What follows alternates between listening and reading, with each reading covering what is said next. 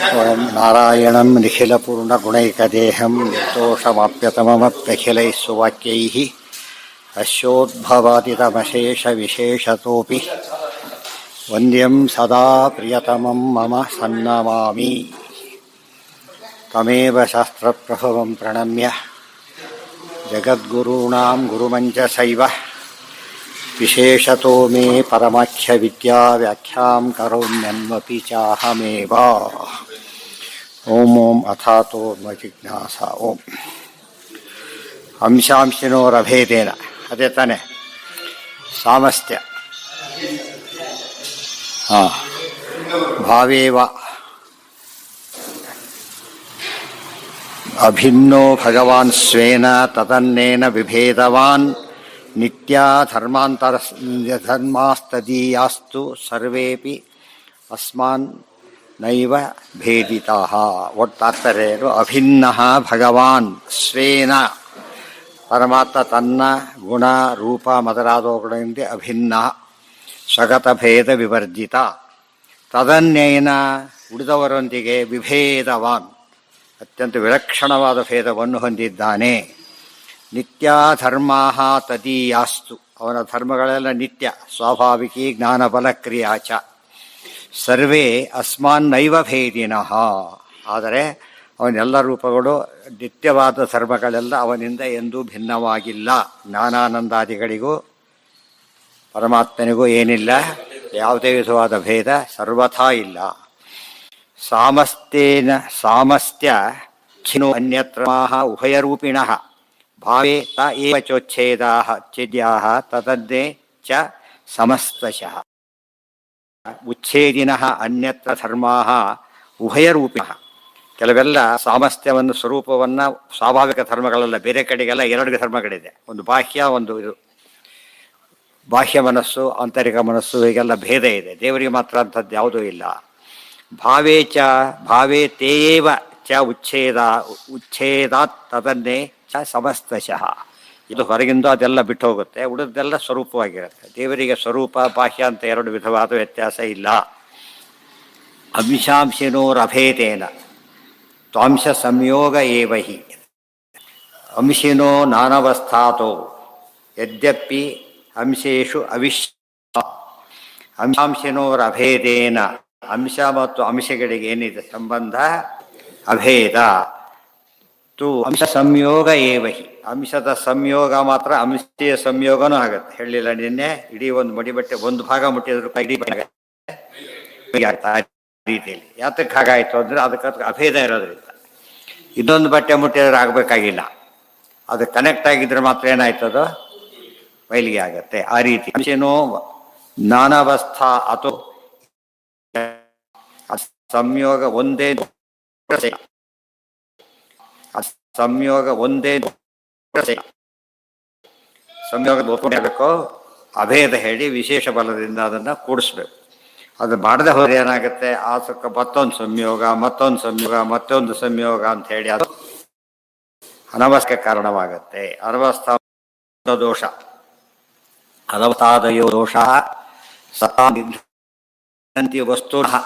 ಗೊತ್ತಾಯ್ತಾ? ಅನವಸ್ಥಾದಯೋ ದೋಷಾ ಸತ್ತಾಂ ನಿಘ್ನಂತಿ ವಸ್ತುನಃ. ಅನವಸ್ಥೆ ಮೊದಲ ಅನವಸ್ಥಾ, ಆಶ್ರಯ, ಆತ್ಮಾಶ್ರಯ, ಚಕ್ರಕಾಶ್ರಯ, ದೋಷಗಳೆಲ್ಲ ಏನು ಮಾಡ್ತಾ ಇವೆ, ಆ ವಿಷಯಗಳು ಅಂತ ಹೇಳ್ತಾ ಇವೆ ಅಂತ ಅರ್ಥ. ಈ ದೋಷ ಬಂದರೆ ಅಲ್ಲ, ಅದು ಸತ್ಯ ಅಲ್ಲ. ಸತ್ತಾಂ ನಿಘ್ನಂತಿ ವಸ್ತುನಃ ಅಂಶೇ ಸಂಯೋಗ ದೃಷ್ಟೇಶ್ಚ ದೃಷ್ಟೇಕಾ ಸ ಅನವಸ್ಥಿತಿ. ಯದಿ ಅಂಶಗೋ ನ ಸಂಯೋಗ ಕಾರ್ಯೇಷು ಪ್ರತಿಮಾ ಕಥಂ. ಅಂಶೇ ಸಂಯೋಗ ದೃಷ್ಟೇಶ್ಚ ದೃಷ್ಟೇಕಾ ಸ ಅನವಸ್ಥಿತಿ. ಅಂಶದಲ್ಲಿ ಪರಸ್ಪರ ಸಂಯೋಗ ಇದೆ, ಅದು ದೋಷ.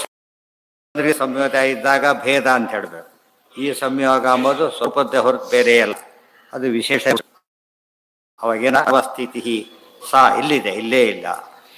ಯದಿ ಅಂಶಗೋ ನ ಸಂಯೋಗ ಕಾರ್ಯೇಷು ಸಂಯೋಗವಾಗದೆ ಹೋಗಿದ್ರೆ ಕಾರ್ಯಗಳಲ್ಲಿ ಅಂಶಕ್ಕೆ ಮತ್ತೊಂದು ಸಂಯೋಗವಾಗದೆ ಹೋಗಿದ್ರೆ ಪ್ರತಿಮಾ ಕಥಂ, ಸಂಯೋಗ ಅನ್ನೋ ಹೆಸರು ಯಾಕೆ ಬರ್ತಾ ಇತ್ತು? ಸಂಯೋಗ ಅನ್ನೋ ಪದ ಹೇಗಿದೆ? ಒಂದಕ್ಕೊಂದು ಸೇರಿದಾಗ ಮಾತ್ರ ಸಂಯೋಗ. ಆ ರೀತಿಯಲ್ಲಿ ಇದ್ದಾಗ ಪರಸ್ಪರ ಅಂಶಗಳು ಸಂಯುಕ್ತವಾಗಿವೆ. ಆ ಸಂಯೋಗ ಎಂಬುದು ಸ್ವರೂಪದ್ದೇ ಆಗಿದೆ. ಬೇರೆ ವಸ್ತುವಿನದ್ದಾಗಿದ್ದರೆ ಅದು ಏನದು? ಬೇರೆ ವಸ್ತುವಿನ ಸಂಯೋಗ ಭೇದ ಅಂತಲೇ ಅರ್ಥ. ಅದಕ್ಕೆ ಆದರೆ ವಿಶೇಷ ಬಲದಿಂದಾಗಿದೆ ಅಂತ ಅರ್ಥ. ಪರಮಾಣೋರಣೋರ್ನಾಸ್ತಿ ಮಹತ್ತಾ ಇತ್ಯದಿ ಅದ್ಭುತಂ ವಚಃ ಅಣೂನಾಂ ಪ್ರತಿಮಾಪೇಕ್ಷಾಂ ವಿನೈವ ತ್ರಿಣುಕೆ ಅಪಿ ಸಹ. ಪರಮಾಣೋ ಅಣೋ ನಾಸ್ತಿ ಮಹತ್ತಾ ಇತಿ ಅದ್ಭುತಂ ವಚಃ. ಪರಮಾಣು ಮತ್ತು ಅಣುಗಳಿಗೆ ನಾವೇನು ಹೇಳಿದ್ದೇವೆ ಈಗ? ಎಂಥ ಅಣುವು ಕೂಡ ಏನಾಗಿದೆ? ಬೃಹತ್ತಾಗಿದೆ. ಯಾತಕ್ಕೆ? ಅನಂತ ಅಂಶ ಅದೆಲ್ಲ ಹೇಳಿದ್ದೆ. ಅದನ್ನು ಒಪ್ಪದೆ ಹೋಗಿದ್ರೆ ಮಹತ್ತೊಂಬದಕ್ಕೆ ಅರ್ಥ ಏನಾಗಿದೆ? ಮಹತ್ತೊಂಬದಕ್ಕೆ ಏನರ್ಥ? ಕೊನೆ ಇಲ್ಲದ್ದು ಎಂಬರ್ಥ ಅಲ್ಲಿ ಮಹತ್ವ ಅಂತ ಕರೆಯೋದಾದರೆ, ಅಣುತ್ತಕ್ಕೂ ಏನಿಲ್ಲ ಅಂತ ತೋರಿಸಿದ್ದೇವೆ, ಕೊನೆ ಇಲ್ಲ ಅಂತ ಹೇಳಿದ್ದರಿಂದ ಇದನ್ನು ಒಪ್ಪೋದಿಲ್ಲ ಅಂದರೆ ಅದನ್ನು ಒಪ್ಪಿಕೊಡೋದು, ಅದನ್ನು ಒಪ್ಪಿದ್ರೆ ಇದನ್ನು ಒಪ್ಪಬೇಕು ಅಂತ ಹೇಳಿದರು. ಇದೆಲ್ಲ ವಿಚಾರಕ್ಕೆ ಬಹಳ ಸೂಕ್ಷ್ಮ ವಿಚಾರ. ಇದು ಸಾಕ್ಷ್ಯ ಗ್ರಹಣ ಮಾಡೋದು. ಇದು ನೋಡೋದಕ್ಕೆ ಒಪ್ಪಿಗೆ ಆಗದಂಥ ವಿಚಾರ. ಏನದು? ಅಣು ಅನಂತ ಎಂಬುದನ್ನು ಒಪ್ಪೋದು ಕಾರ್ಯ ಕಷ್ಟ. ಮಹತ್ ಅನಂತ ಅಂತ ಒಪ್ಲಕ್ಕೆ ಬರೋದು. ಆದರೆ ಆಚಾರ್ಯ ಏನು ತೋರಿಸಿದ್ದಾರೆ ಈಗ? ಅಣುವು ಕೂಡ ಏನಾಗಿದೆ?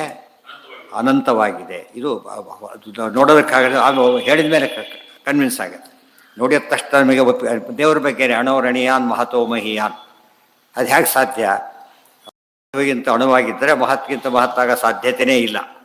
ಮಹತ್ಗಿಂತ ಮಹತ್ತಾಗಿದ್ದರೆ ಅಣುವಿಗಿಂತ ಅಣುವಾಗ ಸಾಧ್ಯತೆಯೇ ಇಲ್ಲ. ದೇವರು ಅಂತ ಹೇಳಿ ಸರಿ ಹೋಯ್ತಾರೆ.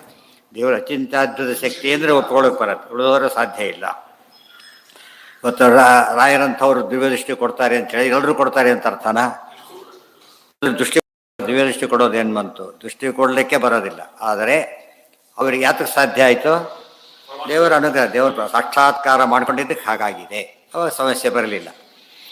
ಅಣೂನಾಂ ಆ ರೀತಿ ದೇವರ ಸಾಕ್ಷಾತ್ಕಾರ ಮಾಡ್ಕೊಂಡವ್ರಿಗೆ ಸಮಸ್ಯೆ ಬರಲಿಲ್ಲ ಅಂದಮೇಲೆ ದೇವರಿಗೆ ಬರೋ ಸಂಭವನೇ ಇಲ್ಲ. ಅಣೂನಾಂ ಪ್ರತಿಮಾಪೇಕ್ಷಾಂ ವಿನೈವ. ಆದ್ದರಿಂದ ಅಣೂನಾಂ ಪ್ರತಿಮಾಪೇಕ್ಷಾಂ ವಿನೈವ ತ್ರಿಣಕೋಪಿ ಸಹ. ಈ ತ್ರಿಣುಕ ಇತ್ಯಾದಿಗಳು ಬರಬೇಕಾದ್ರೂ ಕೂಡ ಏನಾಗಿರಬೇಕು?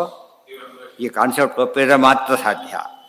ಪರಮಾಣೋರ್ ಮಹತ್ವಂಚ ವಿನಾ ಇತ್ತೇತದ್ವಚಃ ಕಥಂ. ಪರಮಾಣುವಿಗೆ ಈ ರೀತಿಯಾದ ಮಹತ್ವವನ್ನು ಒಪ್ಪದೆ ಹೋಗಿದ್ರೆ ಒಂದು ವಸ್ತು ದೊಡ್ಡದಾಗಲಿಕ್ಕೆ ಸಾಧ್ಯನೇ ಇಲ್ಲ. ಅಣು ಸೇರಿ ಏನಾಗ್ತಿತ್ತು? ಕೊನೆಗೆ ಅದು ಬರೀ ಒಣ ಕೂತ್ಬಿಡ್ತಾ ಇತ್ತು. ದೊಡ್ಡದು ಮಹತ್ತಾಗಲಿಕ್ಕೆ ಸಾಧ್ಯ ಇರಲಿಲ್ಲ. ಅಂಶನೋ ಅಂಶೈರಭೇದೋಯಂ ಅಂಶೈರತು ಭಿದಾಭಿದ. ಮತ್ತು ಅಂಶಿನೋ ಅಂಶೈ ಅಭೇದ. ಅಂಶಿನಃ ಅಂಶೈ ಅಭೇದ. ಒಂದು ವಸ್ತು ಅಂಶಿ, ಅದರ ಭಾಗಗಳು ಅಂಶಗಳು. ಅವೆರಡಕ್ಕೆ ಏನು ಸಂಬಂಧ? ಅಭೇದ ಸಂಬಂಧ. ಅದೇ ರೀತಿಯೇ ಹಾಲಿದೆ. ಎಷ್ಟು ಅತಿ ಒಂದು ಹನಿ ಹಾಲಿದ್ರೂ ಅಷ್ಟೇ, ಎಷ್ಟು ಲೀಟ್ರ್ ಹಾಲಿದ್ರೂ ಅಷ್ಟೇ. ಬಿಳಿ ಬಣ್ಣಕ್ಕೂ ಅದಕ್ಕೇನು ಸಂಬಂಧ? ಅಭೇದ ಸಂಬಂಧನೇ. ಅದು ಬಿಸಿ ಮಾಡಿದಾಗ ಏನು ಸಂಬಂಧ? ಔಪಾಧಿಕ. ಅಗ್ನಿಯಿಂದ ಬಂದಿದ್ದು ಆಮೇಲೆ ಕೂಲ್ ಆಗಿಬಿಡೋದು. ಅದು ಎಂಥ ಧರ್ಮ? ಅದು ಅನಿತ್ಯ ಧರ್ಮ. ಅನಿತ್ಯ ಸಮಸ್ಯೆ ಇದು. ಈ ರೀತಿಯ ವ್ಯವಸ್ಥೆನೇ ಬೇರೆ ಯಾರೂ ಮಾಡ್ಕೊಳ್ಳೇ ಇಲ್ಲ. ಅಂಶರೋ ಅಂಶೈರಭೇದೋ ಅಯಂ ಅಂಶೇನತು ಭಿದಾ ಅಭಿದ. ಅಂಶದೊಂದಿಗೆ ಭಿದಾಭಿದ ಅಂದ್ರೇನು? ಭೇದಾಭೇದ ಸಂಬಂಧ ಇದೆ. ಸರ್ವ ಪ್ರತ್ಯಕ್ಷ. ಇದೆಲ್ಲ ತತ್ವ ವಿವೇಕದಲ್ಲಿ ಆಗಲೇ ಬಂದಿದೆ. ಕೊನೆ ಹೇಳಿದ್ದಾರೆ ಸರ್ವ ಪ್ರತ್ಯಕ್ಷ ವಿಷಯ ಕಥಮೇವ ಹಿ ಅಪೋದ್ಯತೆ. ಒಬ್ಬೊಬ್ಬರಿಗೆ ಕಂಡ್ರೆ ಏನಾಗಿರೋ ಸಂಭವ ಇದೆ? ಅಲ್ಲಿ ದೃಷ್ಟಿದೋಷ ಇತ್ಯಾದಿ ಇರಬಹುದು. ಒಬ್ಬೊಬ್ಬರಿಗೆ ದೋಷ, ಒಂದು ವಿಷಯ ಕಂಡ್ರೆ ದೃಷ್ಟಿದೋಷ ಇತ್ಯಾದಿ ಇರ್ಬೋದು. ಒಂದು ಮಾತಿದೆ, ಏಕಸ್ಯ ಪ್ರತಿಭಾತಂತೂ ಕೃತಕಾನ್ ನ ವಿಶಿಷ್ಯತೆ. ನನಗೊಬ್ಬರಿಗೆ ಮಾತ್ರ ಕಂಡಿದೆ, ಬೇರೆಯವ್ರಿಗೆ ಕಂಡಿಲ್ಲ ಅಂತ ಯಾರು ಹೇಳೋದಾದರೆ ಅದು ಸುಳ್ಳಿ ಮತ್ತೊಂದು ಹೆಸರು ಅಂತ ಅರ್ಥ. ಅದು ಇನ್ನೂ ವೆರಿಫೈಬಲ್ ಆಗಬೇಕದು. ಅವನು ನಾನು ಕಂಡ ಅದಕ್ಕೆ ರಿಪೋರ್ಟ್ ಬಂದಾಗ ಏನಾಗಬೇಕದು? ಡೌಟ್ ಬಂದು ವೆರಿಫೈ ಮಾಡ್ತಾರೆ. ಆ ಟ್ಯಾಲಿ ಆಗದೆ ಹೋದರೆ ತಪ್ಪು ಅಂತಾನೆ ಅರ್ಥ. ಭೇದೋ ಅಂಶೇರತು ಭೇದಾಭೇದ. ಸರ್ವ ಪ್ರತ್ಯಕ್ಷ ವಿಷಯವನ್ನು ಎಂದು ಒಪ್ಪದೇ ಇರಲಿಕ್ಕೆ ಸಾಧ್ಯ ಇಲ್ಲ. ಈ ಜಗತ್ತು ಸತ್ಯ ಅಂಥೇಳಿ ಎಲ್ಲರ ಪ್ರತ್ಯಕ್ಷಕ್ಕೂ ಕಂಡಿದೆ, ಮತ್ತು ಅವ್ರಿಗೂ ಕಂಡಿದೆ. ಅವ್ರಿಗೂ ಕಂಡೇ ಹೇಳ್ತಾರೆ ಅವ್ರ ಕೊನೆಗೆ. ಆಮೇಲೆ ಹೋಗುತ್ತೆ ಅಂತ ಹೇಳ್ತಾರೆ. ಆಮೇಲೆ ಇರಲಿಲ್ಲ ಅಂತ ಗೊತ್ತಾಗುತ್ತೆ ಅಂತ ಹೇಳ್ತಾರೆ. ಆಮೇಲೆ ಇದ್ದಿದ್ದು ಹೋಗುತ್ತೆ ಅಂತ ಹೇಳೋದಿಲ್ಲ ಅವರು. ಇಲ್ದಿದ್ದೇ ಇದ್ದ ಕಂಡಿತ್ತು, ಆಮೇಲೆ ಇಲ್ಲ ಅಂತ ಕನ್ಫರ್ಮ್ ಆಗುತ್ತೆ ಇದು ಹೇಳೋದು. ಈ ಒಂದು ವಸ್ತು ಇದ್ದಿದ್ದು ಹೋಗುತ್ತೆ ಅಂತ ಹೇಳಕ್ಕೆ ಬರೋದಿಲ್ಲ. ಯಾಕೆ? ಸತ್ಯ ವಸ್ತು ನಾಶ ಹೊಂದೋದಿಲ್ಲ ಅಂತ ಹೇಳಿಬಿಟ್ಟಿದ್ದಾರೆ. ಆ ಸೈಂಟಿಫಿಕಲಿ ಕರೆಕ್ಟು, ಶಾಸ್ತ್ರ ಪ್ರಕಾರವೂ ಹಾಗೆ ಇದೆ. ಸರ್ವ ಪ್ರತ್ಯಕ್ಷ ವಿಷಯ ಕಥಮೇವ ಹಿ ಅಪೋದ್ಯತೆ ಸಂಯೋಗಶ್ಚ. ಸಾಕ್ಷಿ ಕಳೆದಕ್ಕೆ ಅರ್ಥ ಏನಾಗಿದ್ರೆ ಕೋರ್ಟಲ್ಲಿ ಸಾಕ್ಷಿ ಬೆಲೆನೇ ಇರ್ತಿರಲಿಲ್ಲ. ಪ್ರತ್ಯಕ್ಷಕ್ಕೆ ಮಹತ್ವ ಇಲ್ಲದೆ ಹೋಗಿದ್ರೆ ಸಾಕ್ಷಿ ಅಂತ ಯಾವ್ದು ಕರಿಬೇಕಾಗಿತ್ತು. ಯಾವನೋ ಬರ್ತು ನೋಡಿದ್ದೀಯಾ ಅಂತ ಕೇಳ್ತಾರೆ ಸಾಕ್ಷಿನ. ಹೂವನ್ನು ಇದು ಕೇಳಿ ಅದು ಸಾಕ್ಷಿ ಹೋಗ್ಬಿಡ್ತಾರೆ ಕಡೆ ಕ್ಲಿಯರ್ ಮಾಡೋ ಅಂತ ಹೇಳಿದ್ರೆ ಕೇಳಿದ್ರೆ ಇಲ್ಲ. ಸಾಕ್ಷಿ ಏನಾಗಿರೋ ಕಣ್ಣಾರೆ ಕಂಡಿದ್ದ ಮಾತ್ರ ಏನಂತ ಕರೀತಾರೆ ಸಾಕ್ಷಿ. ಅಂದರೆ ಕೋರ್ಟು ಕೂಡ ಪ್ರತ್ಯಕ್ಷ ಸತ್ಯ ಅಂತ ಒಪ್ಪಿದ ಮೇಲೆ ಇವ್ರದ್ದು ಕೋರ್ಟು ಒಪ್ಪಲಾಗದಂಥ ವಿಷಯ ಆಯಿತು. ಸಂಯೋಗಶ್ಚ ವಿಭಾಗಶ್ಚ ಭೇದಶ್ಚೈವ ಪೃಥಕ್ ಪೃಥಕ್. ಸಂಯೋಗ ವಿಭಾಗ ಭೇದ ಇವೆಲ್ಲ ಏನಾಗಿರಬೇಕು ಪ್ರತ್ಯೇಕ. ಒಂದು ವಸ್ತುವಿಗೆ ಸಂಯೋಗ ಅನ್ನೋದಿಲ್ಲ, ಎರಡು ವಸ್ತುಗಳಿಗೆ ಸಂಯೋಗ. ಇದು ಬೇರೆ ಅದು ಬೇರೆ, ಪೃಥಕ್ ಪೃಥಕ್, ಪ್ರತ್ಯೇಕ ಪ್ರತ್ಯೇಕ, ಎರಡು ಬೇರೆ ಇರಲೇಬೇಕು. ಭೇದ ಕೂಡ ಹಾಗೇನೆ. ಎ ಬಿಗಳಲ್ಲಿ ಎ ಇಂದ ಬಿ ಭೇದ, ಬಿ ಇಂದ ಎಗೆ ಭೇದ, ಈ ರೀತಿ ಹೇಳಬೇಕು. ಸಂಯೋಗಶ್ಚ ವಿಭಾಗಶ್ಚ ಭೇದಶ್ಚೈವ ಪೃಥಕ್ ಪೃಥಕ್. ಅನ್ಯೋನ್ಯ ಪ್ರತಿಯೋಗೇನ ಶುಭಯೋರಪಿ ದೃಶ್ಯ. ಅನ್ಯೋನ್ಯ ಪ್ರತಿಯೋಗ ಅಂದ್ರೇನು? ಅನ್ಯೋನ್ಯ ಪ್ರತಿಯೋಗಿ ಅಂದ್ರೇನು? ಅಲ್ಲ, ಎ ಬಿಗಳಲ್ಲಿ ಎ ಎಲ್ಲಿ ಬಿ ಇಲ್ಲ, ಬಿ ಯಲ್ಲಿ ಎ ಇಲ್ಲ, ಅಂದರೆ ಎ ಯಲ್ಲಿ ಬಿ ಯ ಅಭಾವ ಇದೆ. ಅಭಾವ ಪ್ರತಿಯೋಗಿ ಯಾವುದು? ಇನ್ನೊಂದು ಬಿ. ಬಿಗೆ ಬಿದ್ದರೆ ಎ ಅಷ್ಟೇ. ಅದಕ್ಕೆ ಅನ್ಯೋನ್ಯ ಪ್ರತಿಯೋಗೇನ ಭೇದ. ಅನ್ಯೋನ್ಯ ಅಭಾವ ಇಜಿಕೊಳ್ಟು ಭೇದ. ಅದಕ್ಕೆ ನಾವು ತತ್ವ ಸಂಖ್ಯಾ ಅಂತ ಓದ್ಬೇಕಾದ್ರೆ ಏನಾಯಿತು? ಪ್ರಾಕ್ ಪ್ರಧ್ವಂಸ ಸದಾತ್ವೇಧೋ ಅಭಾವ ಇಷ್ಯತೆ. ಪ್ರಾಗಭಾವ, ಪ್ರಧ್ವಂಸಾಭಾವ ಮತ್ತು ಸದಾಭಾವತ್ ಅಭಾವ ಮೂರು ವಿಧ ಅಂತ ಹೇಳಿದ ತಕ್ಷಣ ಇಲ್ಲ 4 ವಿಧ ಅಂತ ಹೇಳ್ಕೊಂಡ್ರೆ ಅಲ್ಲ.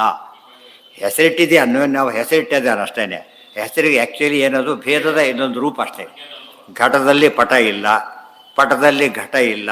ಇದು ಯಾವುದಕ್ಕೆ ಉದಾಹರಣೆ? ಇದು ಅನ್ಯೋನ್ಯ ಅಭಾವಕ್ಕೆ ಉದಾಹರಣೆ. ಅದ್ರ ಅರ್ಥ ಘಟಪಟ ಬೇರೆ ಅಂತ ಅರ್ಥ. ಅದೇನಾಯಿತು? ಪ್ರತ್ಯೇಕ ಭಾವ ಆಗಲೇ ಇಲ್ಲ. ಅದೇನಾಯಿತು? ವಸ್ತುಗಳ ಸ್ವಭಾವ. ಆದರೆ ಈವರೆಗೂ ಘಟ ಇರಲಿಲ್ಲ, ಇವತ್ತು ಬಂತು. ಇದೇನಿದು? ಘಟದ ಪ್ರಾಗಭಾವ. ಅಭಾವ ಇದ್ದಿದ್ರೆ ಇದಿರೋದಿಲ್ಲ, ಇದಿದ್ರೆ ಅಭಾವ ಇರೋದಿಲ್ಲ. ಅಲ್ಲಿ ಹಾಗಲ್ಲ, ಎ ಇದೆ ಬಿನೂ ಇದೆ. ಆದ್ದರಿಂದ ಏನಲ್ಲ ಅದು ಅಭಾವದ ಹೇಳೋ ರೀತಿ ಅಭಾವನೆ ಹೊರತು ಏನಲ್ಲ ಅದು ಅನ್ಯೋನ್ಯ ಅಭಾವ ಅಂತ ಪ್ರತ್ಯೇಕ ಅಭಾವ ಅಲ್ವೇ ಅಲ್ಲ. ಅದು ವಸ್ತುವಿನ ಸ್ವರೂಪನೇ. ಯಥೈವ ಭಿನ್ನ ಇತಿ ತು ಭೇದಾನಾಂ ಸಮುದಾಯೋ ಹಿ ದೃಶ್ಯತೆ. ಯಥೈವ ಚ ಪದಾರ್ಥಾನಾಂ ಅನಯೋರ್ಭೇದ ಇತ್ಯಪಿ. ಎರಡು ಪದಾರ್ಥ ಇದ್ದಾಗ ಅನಯೋಹ ಎಂಬುದು ಯಾವ ವಚನ? ಅನಯೋಹೋ ಯಾವ ವಚನ? ಎರಡಿದ್ದಾಗ ಅನಯೋಹೋ. ಗೊತ್ತಾಯ್ತಾ? ಇವೆರಡಕ್ಕೂ ಭೇದ ಇದೆ. ಎರಡಕ್ಕೂ ಭೇದ ಇದೆ ಅಂತ ಹೇಳಿದಾಗ ಎರಡು ಪ್ರತ್ಯೇಕ ವಸ್ತುಗಳು ಅಂತ ಅರ್ಥ. ಯಥೈವ ಚ ಪದಾರ್ಥಾನಾಂ ಅನಯೋಹೋ, ಈ ಎರಡು ಪದಾರ್ಥಗಳಿಗೆ ಭೇದ ಅಂತ ಹೇಳ್ತಾರೆ ಹೊರತು ಅಭಾವ ಅಂತ ಯಾರು ಕರೆಯೋದಿಲ್ಲ. ಎರಡು ಪದಾರ್ಥಗಳಿಗೆ ಏನಿದೆ ಅಂತ ಹೇಳ್ತಾರೆ? ಭೇದ ಇದೆ, ಅಭಾವ ಇದೆ ಅನ್ನೋ ಪದಕ್ಕೆ ಅವಕಾಶನೇ ಇಲ್ಲ. ಇತೋ ಅಮುಷ್ಯ ಅಮುತೋ ಅಪಿ ಅಸ್ಯ ಭೇದೋ ದೃಷ್ಟೋ ದ್ವಿಧರ್ಮಿಕ. ಇತೋ ಅಮುಂ ಅಮುಷ್ಯ ಅಮುತಃ ಅಸ್ಯ, ಇತಃ ಅಮುಷ್ಯ, ಇದರಿಂದ ಅದಕ್ಕೆ, ಅದರಿಂದ ಇದಕ್ಕೆ ಏನಿದೆ ಅಲ್ಲಿ? ಭೇದ, ಭೇದ ಇದೆ. ಅದನ್ನೇ ಅನ್ಯೋನ್ಯಾಭಾವ ಅಂತ ಕರಿತೀಯ. ಅದು ಭೇದದ ಹೆಸರೇ ಹೊರತು ಪ್ರತ್ಯೇಕ ಅಭಾವ ಅಲ್ಲ. ಇದೇ ರೀತಿ ಉಳಿದನ್ನು ಮಾಡೋಣ ಅಂತ ಹೇಳಿದರೆ ಪ್ರಾಗಭಾವನೂ ಬೇರೆ ಅಲ್ಲ. ಯಾಕೆ ಹೇಳಬಾರ್ದು? ಇರೋ ಸಾಧ್ಯ ಇಲ್ಲ. ಅಭಾವ ಮತ್ತು ವಸ್ತು ಏನಾಗ್ಲಿಕ್ಕೆ ಸಾಧ್ಯ ಇಲ್ಲ. ಯಾವಾಗ ಅಭಾವ ಇರುತ್ತೋ ವಸ್ತು ಇರೋದಿಲ್ಲ. ವಸ್ತು ಬಂದ ತಕ್ಷಣ ಏನಾಗುತ್ತೆ? ಅಭಾವ. ಇಲ್ಲಿ ಹಾಗಲ್ಲ, ಏನೂ ಇದೆ ಬಿನೂ ಇದೆ. ಆದ್ದರಿಂದ ಏನಾಗ್ಲಿಕ್ಕೆ ಸಾಧ್ಯ ಇಲ್ಲ. ಇದು ಅಭಾವದ ಗುಂಪಿ ಬರೋಕ್ಕೆ ಸಾಧ್ಯ ಇಲ್ಲ. ತತ್ರೈಕ ವಚನಂ ಯತ್ತತ್. ಇದು ಆಚಾರ್ಯರು ಹೇಗೆ ಹೇಳ್ತಿದ್ದಾರೆ ಅಂದರೆ ಯಾವ ಟರ್ಮ್ ಉಪಯೋಗಿಸೋದಿಲ್ಲ, ಫುಲ್ ಫ್ಯಾಕ್ಟ್ಸ್ ಹೇಳ್ತಾ ಹೋಗ್ತಾರೆ. ಅವ್ರೇನು ಮಾಡ್ತಾರೆ ಗೊತ್ತಾ? ಟೈಮ್ ಮ್ಯಾಚ್ ಶುರು ಮಾಡ್ತಾರೆ. ಮತ್ತೆ ಟರ್ಮ್ನ ಹಾಕ್ಕೊಬಿಟ್ಟು ಹತ್ತಿರ ಅಭಾವ ಸೇರಿಸಿ ತಲೆಗೆ ಕನ್ಫ್ಯೂಸ್ ಮಾಡಿ ಹಾಕ್ಬಿಡ್ತಾರೆ. ಇಲ್ಲೆಲ್ಲೂ ಇದಿಲ್ಲ. ಅವ್ರೇನು ತಿಳ್ಕೊಬಿಟ್ರು ಜನ? ಆಚಾರ್ಯರು ತೀರ ಅದೇ ಬರದೇ ಇಲ್ಲ, ಸುಮ್ಮನೆ ಏನೋ ಹೇಳಿಬಿಟ್ಟಿದ್ದಾರೆ. ಇದು ಸುಲಭವಾಗಿದೆ ಅಲ್ಲ ಓದೋದಕ್ಕೆ. ಆಚಾರ್ಯ ಸುಲಭವಾಗಿ ಯಾತಕ್ಕೆ ಹೇಳಿದರು? ವಿಷಯ ತಿಳಿಬೇಕು ಅಂತ ಹೇಳಿದರು. ಅವ್ರಿಗೆ ತಿಳಿಬಾರ್ದು ಅಂತ ಹೇಳಿದ್ರು. ತಪ್ಪು ತಿಳಿಬಾರ್ದು ಅಂತ ಏನು ಮಾಡ್ತಾರೆ? ತಪ್ಪು ಹೇಳಿ ಸುಳ್ಳು ಹೇಳ್ಬೇಕಾದ್ರೆ ಏನು ಮಾಡ್ತಾರೆ ಗೊತ್ತಾ? ಈಗ ಹೇಳ್ತಾರೆ ಅದು ಅಲ್ಲಿ ಶುರು ಅದು ಶುರು ಮಾಡೋ ಹೊತ್ತಿಗೆ ಹೋಗ್ತಾರೆ ಸುಳ್ಳು ಹೇಳ್ತಿದ್ದಾರೆ ಅಂತೇಳಿ. ಸತ್ಯ ಹೇಳ್ಬೇಕಾದ್ರೆ ಏನಿಲ್ಲ. ಅದಕ್ಕೆ ಭಾರಿ ಸುಳ್ಳು ಹೇಳ್ಬೇಕಾದ್ರೆ ಭಾರಿ ಬುದ್ಧಿವಂತರಾಗಿರ್ಬೇಕು. ದಟ್ರೆ ಸುಳ್ಳು ಅದಕ್ಕೆ ಬರೋದಿಲ್ಲ. ಅದು ಇನ್ನಸೆಂಟ್ ಹೇಳಿದ ಮಾತಿಗೆ ಏನಿದೆ? ಭಾರಿ ಮಹತ್ವ ಇದೆ. ಮಗು ಸುಳ್ಳು ಹೇಳುತ್ತೆ ಹೇಳ್ತಾರಲ್ಲ ಹಾಗೆ. ಅದಕ್ಕೇನು ಯೋಚನೆ ಮಾಡೋಕ್ಕೆ ಬರೋದಿಲ್ಲ, ಇರೋದಿಲ್ಲ ಹೇಳುತ್ತೆ ಅಷ್ಟೇ. ಸರಿಯಾಗಿ ಅರ್ಥ ಮಾಡಿಕೊಂಡ್ರೆ ಆಚಾರ್ಯ ಸ್ಟೈಲ್ ಹೇಗಿದೆ, ಬಾಲ ಸಂಗಮಪಿ ಬೋಧ ಯಂತ್ರಿಸ, ಚಿಕ್ಕವರಿಗೂ ಸ್ಪಷ್ಟ ತಿಳಿಬೇಕು, ಅದು ಯೋಜಬೇಕು, ಹೇಳಬೇಕು. ಆ ಪದ ಬಿಟ್ಟು ಹಾಕಿಬಿಟ್ಟಿರೋದ್ರಿಂದ ಜನಕ್ಕೆ ಕಾನ್ಸೆಪ್ಟ್ ಹೇಳಿದ್ರ ಬದಲು ಶಬ್ದಗಳು ತಿಳಿಯೋದಿಲ್ಲ, ಕಾನ್ಸೆಪ್ಟ್ ಹೇಳಿಲ್ಲ, ಅದರಿಂದ ಅವ್ರಿಗೆ ಜ್ಞಾನ ಬರೋದೇ ಇಲ್ಲ ಕೊನೆಗೆ. ಹಾಗಾಗಬಾರ್ದು. ಇವತ್ತು ಅಲ್ಲಿಗಿರಲಿ, ನಾಳೆ ದಿವಸ ಇದು